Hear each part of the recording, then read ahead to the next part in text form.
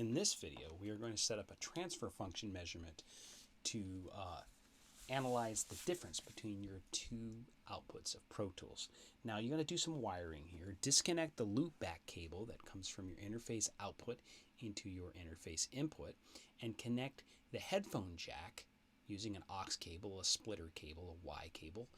Headphone jack output of your computer, a left and right, should now feed interface inputs 1 and 2.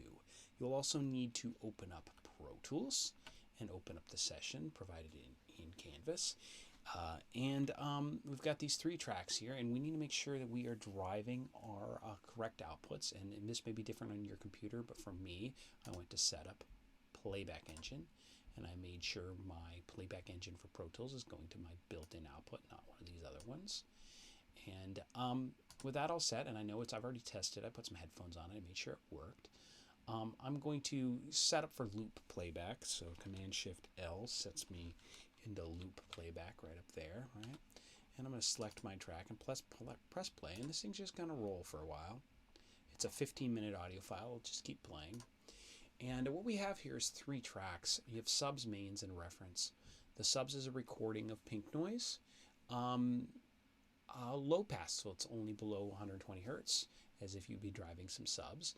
And the mains is the same pink noise, but 120 hertz and above, as if you're driving the main speakers. And the reference channel is the pink noise without filtration on it, and this will help you make the transfer curve.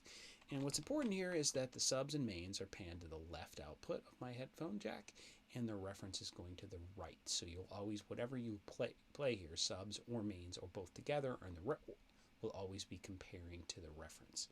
Now if we go over to Smaart, and there's some stuff on the screen. That means I wasn't doing my job preparing for this video, but we want to get out of spectrum mode. So we're going to hide our stored trace and turn off any engines we got going. And we want to go to transfer mode.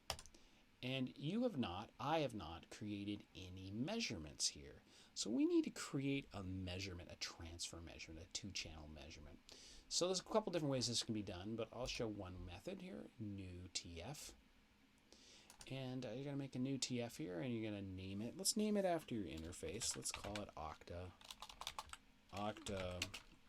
1, 2, because I'm preparing inputs 1 and 2, and my device is going to be my audio interface, and I'm going to have my measurement channel be channel 1, and my reference channel be channel 2. And this is going to create it over here. And I want to go in and look at some preferences on this, kind of tweak it for a moment here. I can double click here, or I can hit the hammer and screwdriver, the tools. What I'm basically doing is going into I want to go into my measurement config here. And as I said a moment ago, I can also do that by double clicking, or I can do it by clicking that button right there. And what we've done here is we've created a transfer curve under the octa capture tab. So do name it something appropriately, but these are all your settings if you needed to mess with it. Okay, so let's get Pro Tools in the game here. Let's press play on our transfer measurement. Boom. Okay, cool. Look, M is my input 1, my measurement input, and R is my input 2. And that's my reference input, and you can see the levels are very different, and we're not getting any data on the screen because 1, it's clipping, and Smaart doesn't give data when it's clipping, and 2, the levels are really different, and you need to be about the same. So this is a critical troubleshooting thing here. Is I'm going to want to change my preamp level. So grab your box, or in the case of this particular unit, I actually have a remote control here, and you can see my input 1 is set to 11, and this one's set to 50. So let's put this to about 11, and in the background you can see that Smaart just immediately got all happy, and I can see that it's a transfer curve. Cool, I'm getting some data here. It's all funky and weird. Let's go back to Pro Tools. And in Pro Tools, first thing I want to do is kind of resize my window to make it useful so I can see Smaart in the background. I'm going to hide the edit window here. We don't need that. And now I can see both at the same time. Maybe I'll even hide this here and kind of do that. Now we're getting better. And let's start with just the mains trace. And right now I'm seeing the subs. So let's open up and just do mains only. And We start with our mains, and you can see it's kind of got some slow averaging here. Most people use a transfer curve, use a pretty slow averaging, multiple seconds to kind of average out any noise. Now this is a pretty pure audio signal, so we can have it faster if you want. But if you ever want to clear the average, just hit the V key and it will redraw itself. Now, a couple things on the screen. You may be new to transfer curves, but things I see immediately is there's a lot of looping in the phase trace. This red line here, the coherence, the lower it is, the worse the data is, the more random it is. And down here, that's expected because there is no data because the high-pass filters cut all the noise out, all the signal out. But up here, it's really erratic. In fact, it's stair-stepped.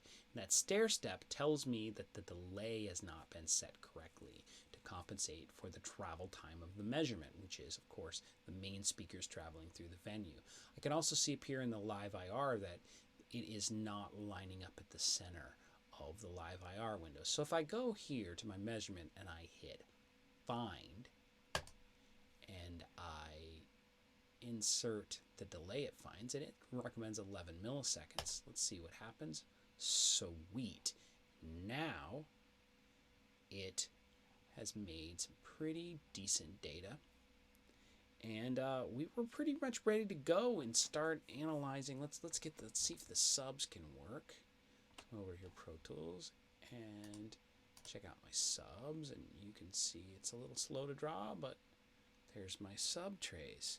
Sweet, we're pretty good. I'm going to end the video and start again when we actually get to do time alignment.